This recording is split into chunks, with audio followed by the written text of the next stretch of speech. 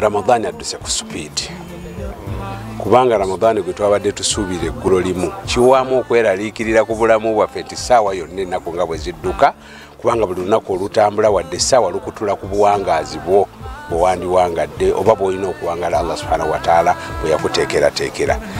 Kale supiidi kwe ziddukidde ngamba tuddemu okwekebera kubanga bwe tunaasigala n'obugayaavu abamu oba abasinga obungi bwe tubadde tukyalina tuyinza okukeesa enkyanga Ramadhani atugenzeeko.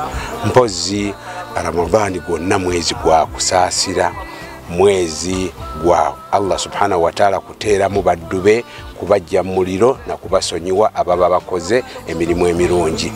Bwe tuba tukubiriza omuntu okubeera nti teri kaseera kaasaana kunyuma wadde ng'ennaku ezimu zisinga ku zinnaazo naddala ebire 10 ebisembayo ebirimu Laylatul Qadri, naye tugamba nti buli kadde beeranga okakozesa kubanga Allah subhanahu wa ta'ala buli obudde obunaakugendako tebugenda kukomawo.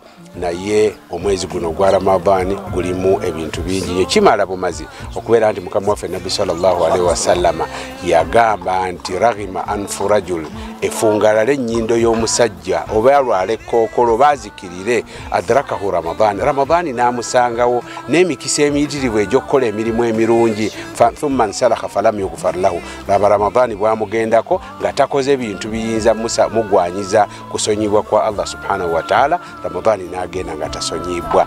Embeera eyo tugyewale, ennaku zonna tuzitwale nga za kitiibwa era za muwendo.